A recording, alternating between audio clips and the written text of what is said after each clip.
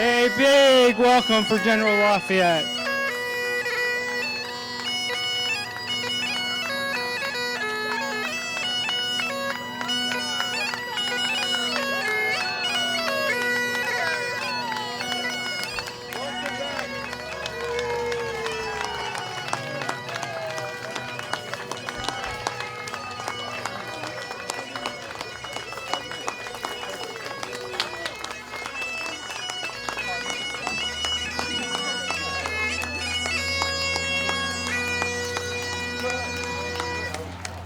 Welcome, General Lafayette. We are here today as part of the bicentennial celebration put on by the American Friends of Lafayette, and you have a couple of members of the committee, including Chuck Schwam, who is responsible for organizing this 13-month celebration. We're here to honor General Lafayette because he really needs to, and we need to keep him in our memories. In 1824, on this date, he was here at the Robinson House. He was America's guest, and he deserved those accolades for what he did during the American Revolution, because without his help and that of his home country, France, we probably never defeated the British during the American Revolution. He fought at Brandywine on September the 11th, 1777. He shed his blood. There he proved he was all in, to help us win our freedom. During 13 months, Americans just showed up every day to honor him, to give him talks. And we should do the same thing now and in the future. One of the great things that we're doing here with American Friends is making sure that people in the future and students remember what Lafayette and the other brave Americans did to win our freedom. Since we're here at the Robinson House, we are going to have Colonel Robinson give the official welcoming to General.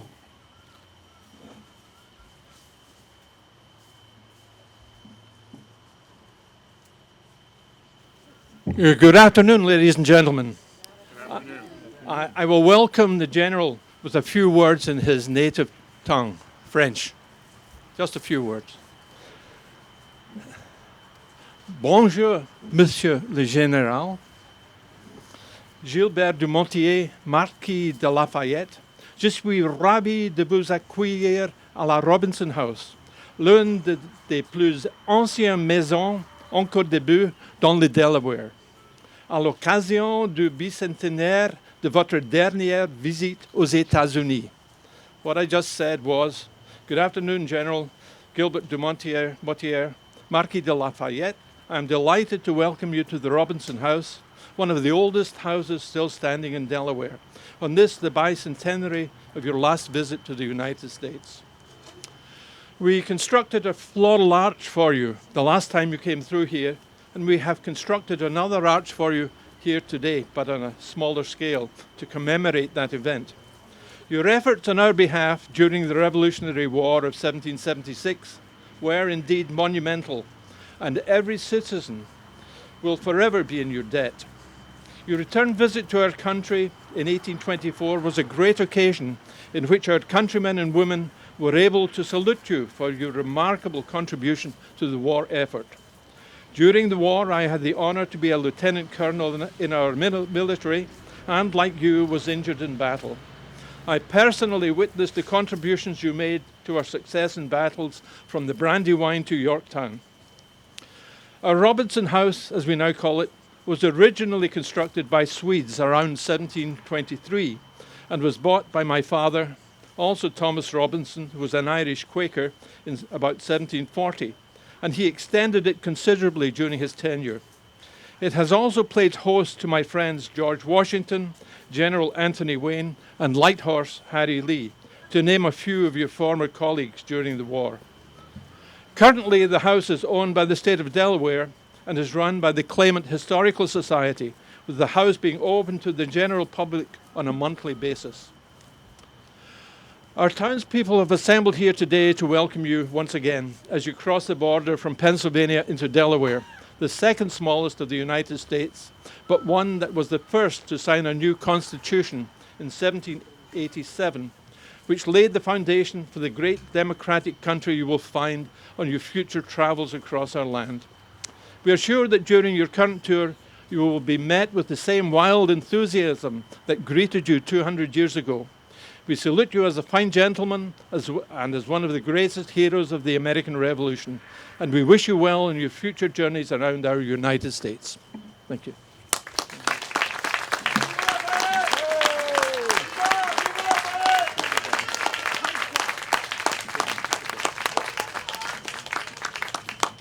We have another colonial, Alan McLean, is here also to say a few words.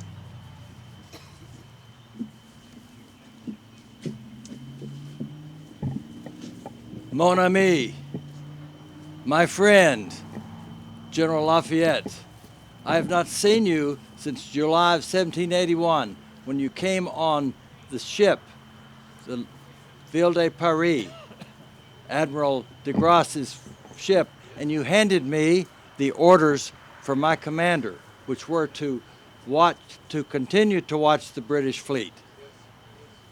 Even though I haven't seen you since that day, I have been able to keep up with you through personal reports of people who saw you and letters.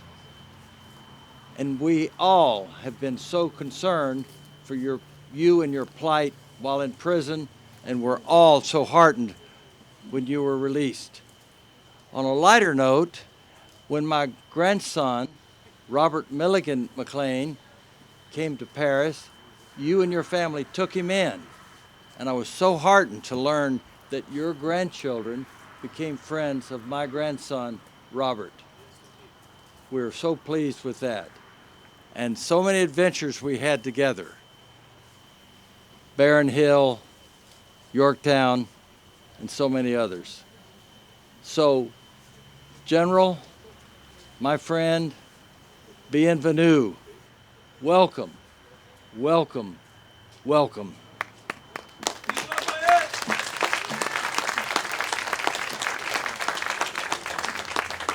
One last word.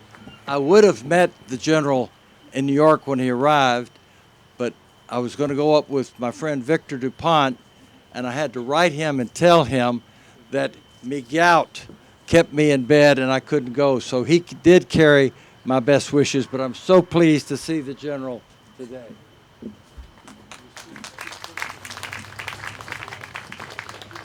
Next, we have Councilman John.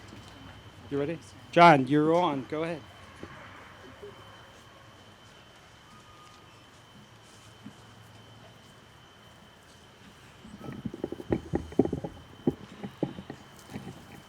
I want to make sure that everybody can hear me. Can everybody hear me?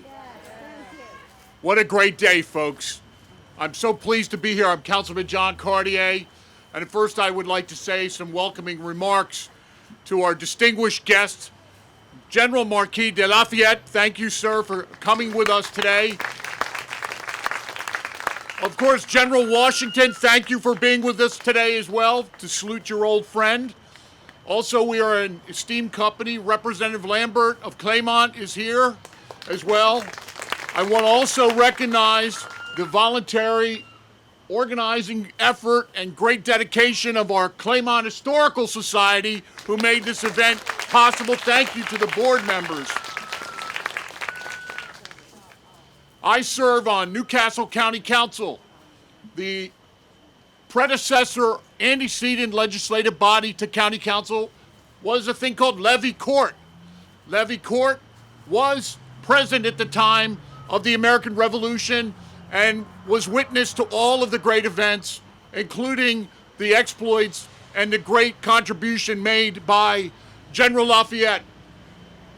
It is our tradition and our culture that dates from that time that we produce honorary resolutions to recognize individuals and organizations who have made great contributions to the greater good and to our nation. So I'm going to read this today for you, and this will be voted into our public record by the county council in a meeting on Tuesday. Resolution number 24-177, commemorating the Lafayette Bicentennial Tour. Whereas Marie Joseph Paul Yves Rocher Gilbert du Motier de la Lafayette, Marquis de la Lafayette, known in the United States as Lafayette, was a French nobleman and a military officer who volunteered to join the Continental Army, led by General George Washington in the American Revolutionary War.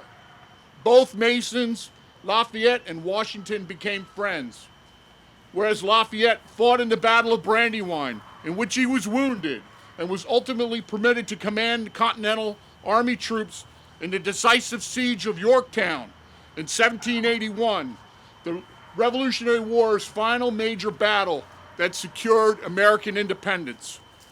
After returning to France, Lafayette became a key figure in the French Revolution in 1789 and in the July Revolution of 1830, and continues to be celebrated as a hero both in France and in the United States. Whereas in 1824, the United States was in the throes of a very contentious national presidential election. Sounds a little familiar. Our country was divided and in turmoil. President James Monroe invited Lafayette, the last living American general from the Revolutionary War, for a short tour of popular cities as a means to unite the country and as a way to celebrate the nation's 50th anniversary and reignite its patriotism as the nation's guest. Whereas the Friends of Lafayette's Bicentennial Committee has organized celebratory events in the 24 states that the Marquis visited when he returned to America between 1824 and 1825 to bring attention to this remarkable man's contributions and his 13-month, 6,000-mile journey to visit the country he helped found. Whereas Lafayette's Bicentennial Tour of America includes 4 iconic Delaware locations which the Marquis visited. The Robinson House in Claymont is one of those participating locations where the Claymont Historical Society is hosting tours, children's activities, wool spinning demonstrations, and a Colonial War encampment, including a visit from the General himself. Now, therefore, be it resolved, by and for the County Council of Newcastle County, the County Council hereby commemorates the Lafayette Bicentennial Tour. Thank you, sir. Thank you to all of you. Thank you very much. And now, Viva Lafayette! And now, by the power vested in me, I will sign this document and I will hand it to General Lafayette in his honor. Thank you very much.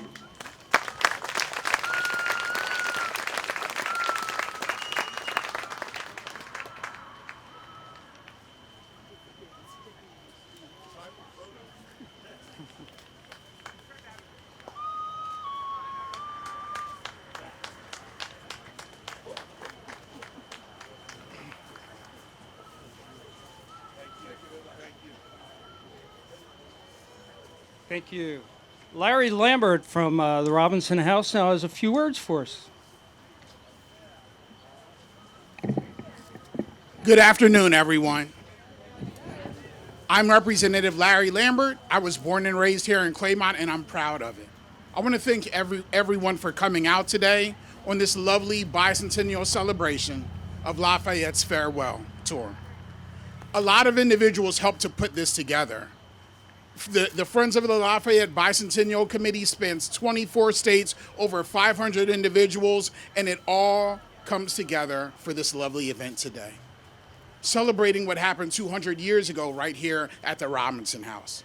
I want to thank the Claymont Historical Society, the Delaware Historical Society, and everyone else that helped to put this together. Please make sure you're supporting our local Claymont Historical Society. They're volunteers, they work hard. They have some items over here. Please make sure you're also patronizing our vendors that came out today. This is a lovely day. So happy to see everyone out. Let's make sure we uplift all of our wonderful volunteers that help to put together wonderful events like this. They have concerts here, programs for the kids, programs for the whole family, monthly events right here at the Robinson House. There's a lot of history right here. The original Robinson House extended back to 1723. Make sure you get engaged. History is happening all the time. And again, thank you all for coming out. Happy to see everyone.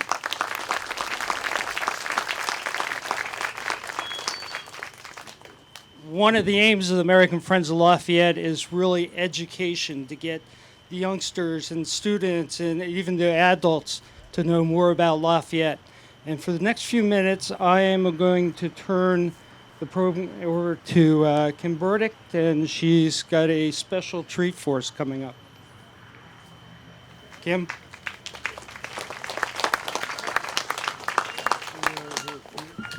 Thank you all very much. And I'd like Catherine Groh to please come up here.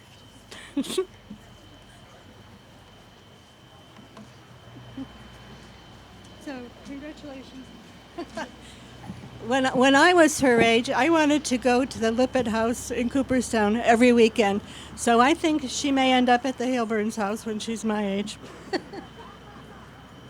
So we would like to present this on behalf of the American Revolutionary Roundtable of Northern Delaware, which meets at the Hilburns house. So this is your award. And then a special present, my book.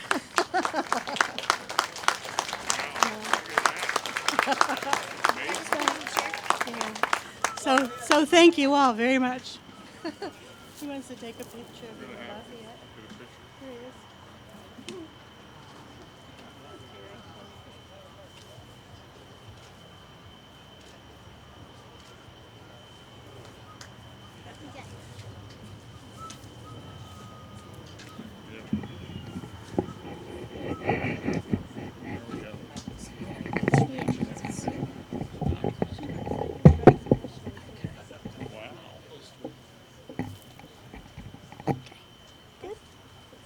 Hello, my name is Caroline Groh. I'm 10 years old and I'm in the 5th grade. I'm honored to be here today to read you my essay. Through this contest, I found a new passion, learning and presenting about Lafayette. I prepared my essay using your excellent rubric, and I've edited a little to make it a better oral presentation. Thank you all of you for being here. It is not a coincidence that there are 36 cities in the United States named after the Marquis de Lafayette. In fact, there are more places in the U.S. named for Lafayette than any other foreign person. Lafayette is remembered as the hero of two worlds because of his accomplishments in both the old world of Europe and the new world that was America. Lafayette is a true iconic figure from the Revolutionary War. His bravery, loyalty, and commitment to freedom continue to inspire generations of Americans and people around the world even today. We celebrate his legacy of courage, selflessness, and the contributing pursuit of liberty and justice. The man we fondly know as Lafayette, Marie Joseph Paul Yves Roch Gilbert de Montier Marquis de Lafayette, was born on September 6, 1757 in France. At only 19 years of age, Lafayette volunteered himself and his resources to fight for the independence of American colonies from Britain. He quickly became an influential figure from both American and French history. Lafayette's military leadership and diplomatic skills were instrumental in securing French support from the American colonies. Financial and military aid from France included troops, ships, and arms for the American cause, contributing significantly to our victory in the Revolutionary War. He believed in freedom and fought because he knew it was the right thing to do. His bravery and tactical skill on the battlefield earned him the respect of his fellow soldiers, especially General George Washington, who became his mentor and close friend.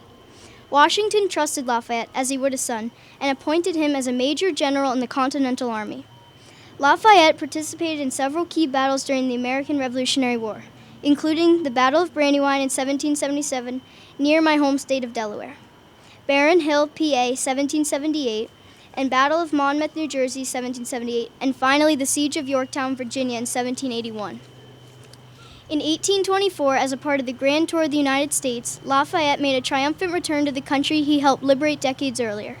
This visit was especially significant as it coincided with the 50th anniversary of the start of the Revolutionary War. Lafayette's visit to America in 1824 to 1825 served not only as a personal journey of remembrance, but it was also a symbol of the enduring friendship and now permanent bonds between France and the United States. Lafayette's financial support, strategic insights, and especially support for ending slavery in the new United States demonstrated his genuine commitment to the establishment of a new nation based on his personal principles of liberty, equality, and democracy. As an early advocate for the abolition of slavery, Lafayette pushed for the emancipation of slaves and supported efforts to end the slave trade. Throughout his life, Lafayette demonstrated courage, integrity, and a sense of duty to fight for what he believed was right, even in the face of adversity. Lafayette's example of dedication to these principles of freedom, fairness, and democracy inspires Americans who are actively involved in civic and political movements even today. Lafayette's role model for leadership continues to prove as important to America now as it was during our war for independence. Lafayette's story symbolizes the power of people working together across differences to achieve common goals. His legacy is the enduring values of freedom, democracy, and friendship between nations. By studying Lafayette's life and achievements in classrooms around the world, kids like me learn valuable lessons in history, leadership, and the pursuit of noble ideas. Lafayette has affected me deeply by proving that there is no minimum age to make a difference or have an impact on the world. Thank you. Yeah.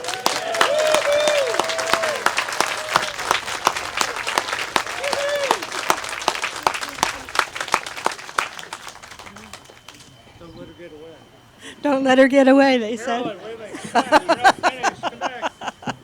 So you can see why she won a national award for her work on Lafayette. Carolyn, as I said, the American Friends really are doing education. And we put together a book with the help of the president of the organization, Alan Hoffman. We have a copy for you.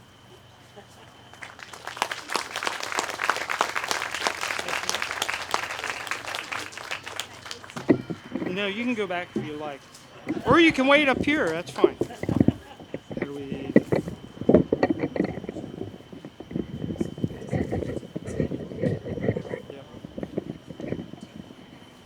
I've shrunk, but not quite that far in my old age. We are going to have the general talk to us in just a minute, but we have a special person to do the introduction. That is Chuck Schwam, who's COO of the American Friends of Lafayette, and really the person who is responsible for putting together this grand tour for our American hero, Lafayette. Chuck Schwam, would you like to come up?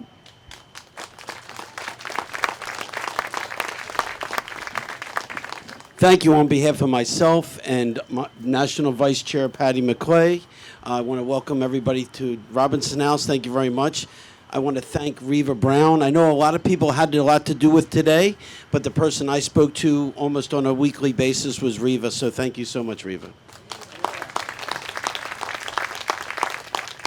Also, I was born in the Delaware Valley, although I live in Washington, D.C. now for 40 years. But being born in the Delaware Valley, I have to say this one thing. The Phillies better win today. Gotta win today.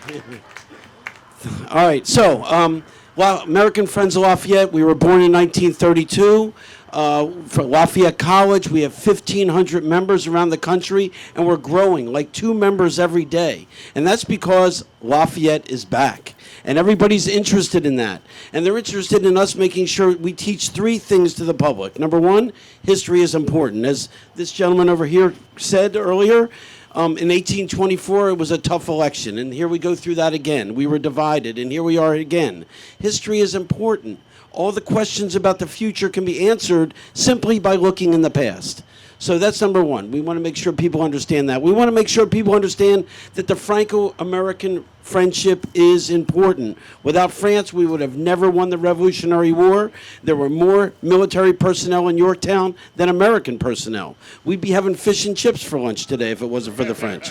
That's number 2. And number 3, this great man, a human rights champion, an abolitionist, a feminist, a friend of the Native Americans, a person that walked around our country in 1824 saying, all men should be created equal. All people are equal. And this is what we're trying to make sure people understand. This guy was very, very special. Without any further ado, I welcome General Lafayette.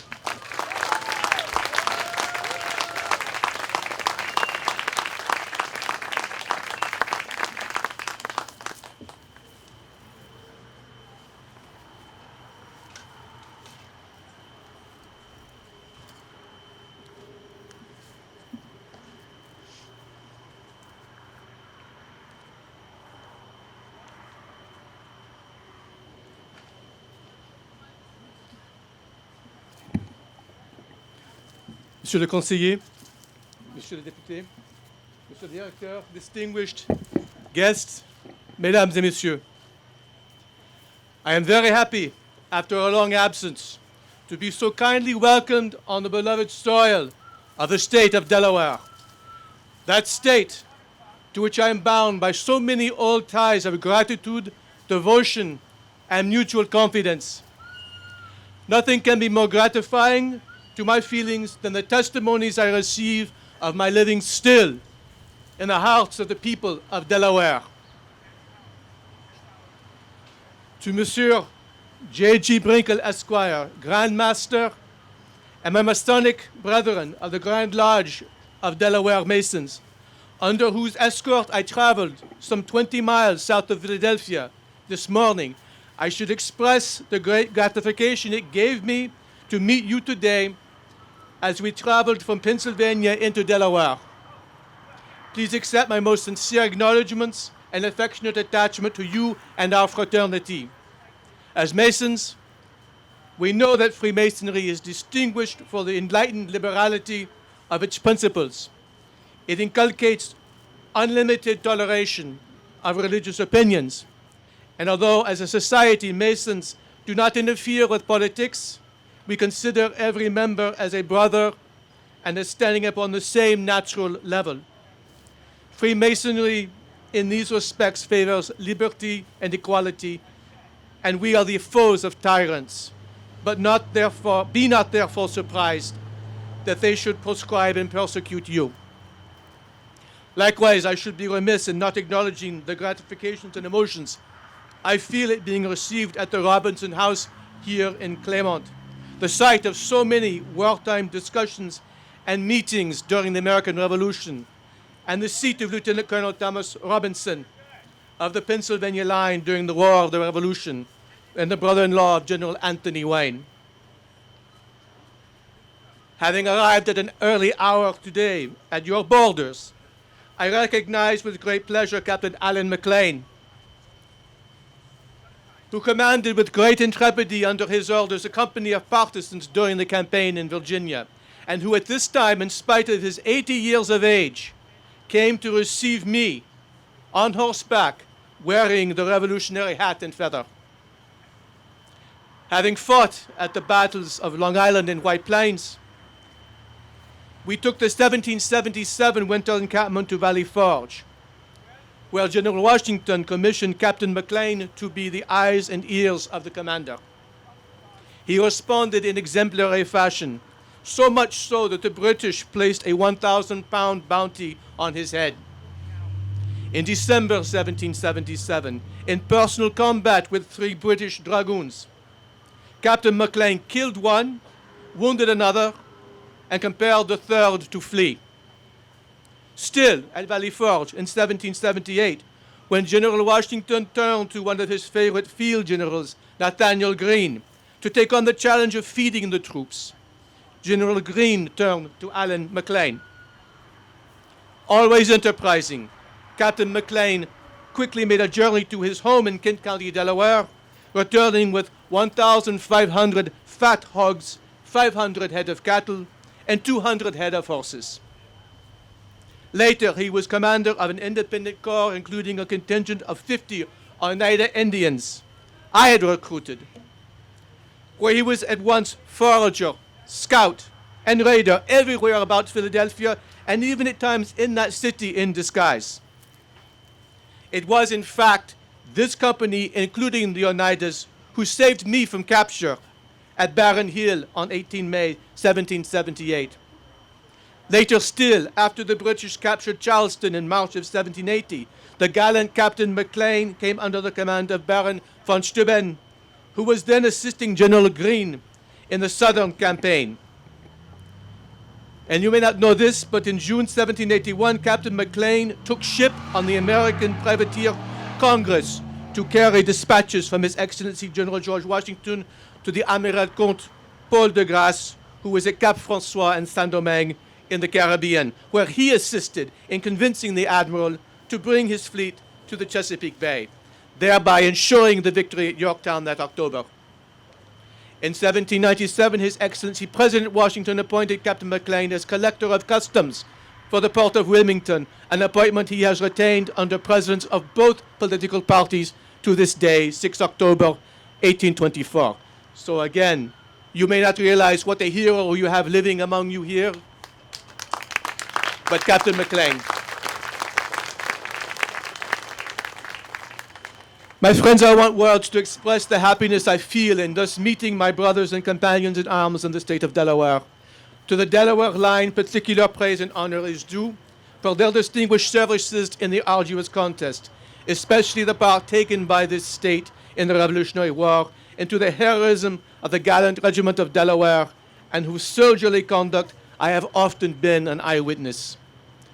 Among the circumstances of my life to which you have been pleased to allude, none can afford me such dear recollections as my having been early an adopted soldier of America. My heartfelt thanks you for your affectionate remembrance of me and for the kind manner in which you have expressed it. Happy I am to feel that the marks of affection and esteem bestowed on me bear testimony to my perseverance in the American principles I received while under the American banner, and of which I shall to my last breath prove myself a devoted disciple. That we veterans have been the faithful soldiers of independence, freedom, and equality, those three essential requisites of national and personal dignity and happiness. That we have lived to see those sacred principles secured to this vast republic and cherished elsewhere by all generous minds shall be the pride of my life, the boast of our children, the comfort of our last moments. Receive, my dear brother soldiers, the grateful thanks and constant love of your old companion and friend. Merci.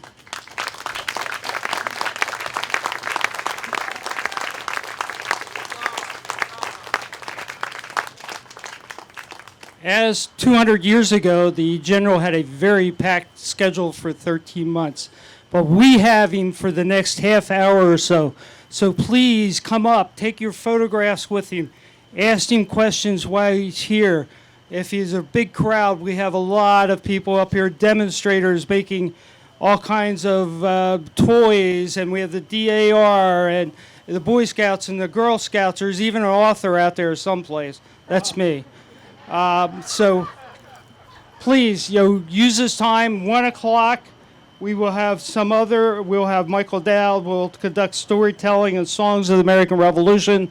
But between now and then, please spend some time with the general, our American hero.